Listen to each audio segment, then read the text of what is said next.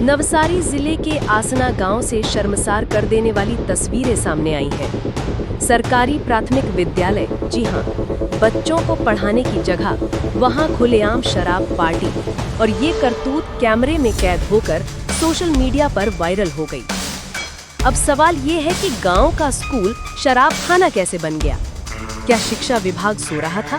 क्या स्थानीय प्रशासन की आंखों पर पट्टी बंधी हुई है?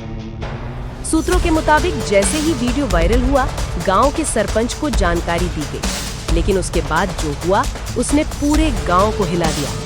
वीडियो वायरल करने वाले युवक राहुल राठौड़ के घर पर दबंगों ने हमला बोल दिया। गाली गलौज, धमकियां और यहाँ तक कि जान से मारने की धमकी भी। अब ये भी सवाल है कि सच दिखाने की सजा अब जान गंवाना बन गई है। क्या दबंगों के आगे कानून और पुलिस की ताकत कमजोर है? गांव में इस घटना के बाद तनाव फैल गया है। राहुल ने पुलिस में शिकायत दर्ज कराई है और पुलिस जांच का दावा कर रही है। लेकिन सवाल ये है कि क्या सिर्फ जांच से डरेंगे दबंग?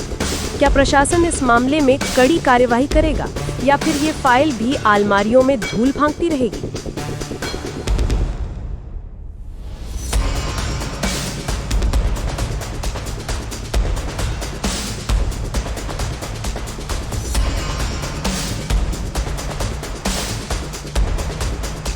ભાઈ શું ઘટના ઘટી? આજે સાંજે હું મારું કામ પતાવીને સાંજે 7:30 પોણા 8 વાગે હું મારા ઘરે પહોંચ્યો ત્યારે મારા ઘરે 40-50 જણાનું ટોળું ધસી આવ્યું હતું અને મારા જોડે સવાલ જવાબ કરવા લાગ્યા કે તમે અમારું નામ પોલીસ માટે કેમ આપ્યું, સરપંચને કેમ તમે વિડીયો મોકલાવ્યો, હવે તેવા મારા જોડે સવાલ જવાબ કરવા લાગ્યા। કયા કારણસર?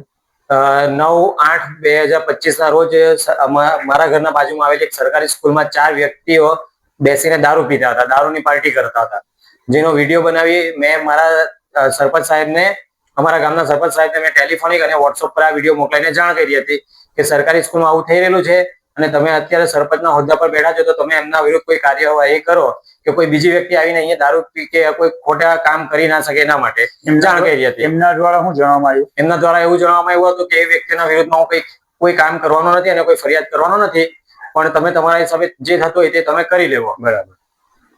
પછી આજે જે વ્યક્તિઓ મારા ઘરે આવ્યા હતા એ લોકો એવું કહે છે કે તમે સરપંચને અમારો વિડીયો બનાવીને કેમ મોકલાવો છો? તો મેં એમને કહ્યું કે જો દારૂ પીવાની કોઈ અહીંયા ગુજરાતમાં પરમિશન નથી અને તમે દારૂ પીશો સ્કૂલમાં તો મારે તમે ખોટા કામ કરશો એટલે મારે તમારો વિડીયો બનાવીને મોકલાવો પડશે। મારી જાણમાં જે બી કોઈ વ્યક્તિ ખોટું કામ કરશે તેનો વિડીયો બનાવીને હું મારા સરપંચને જાણ કરીશ, મેં એમને એવું જણાવ્યું। એમના દ્વારા કોઈ ડાક ધમકી? એમના દ્વારા જે પણ ટોળું આવ્યું હતું એ અમારા જોડે હાથાપાઈ કરવા અને ગાળાગાળી કરતું હતું, મને મારા ફેમિલી જોડે મતલબ મારવાની પણ ધમકી આપતા હતા આ લોકો। તમે આગળની કઈ કોશિશ? હું અત્યારે પોલીસ ફરિયાદ આપી છે મરોલીમાં सरपंच અને એ ટોળાના વિરોધમાં। હવે અગાડી જોઈએ છે કે એ લોકો શું કરે છે। हमारी नजर इस पूरे मामले पर बनी रहेगी। नवसारी से इरफान शेख की रिपोर्ट अपडेट के लिए चैनल को करें सब्सक्राइब। आप देख रहे हैं प्लस इंडिया लाइव न्यूज, जहां हर खबर सिर्फ खबर नहीं, हकीकत की दस्तक होती है।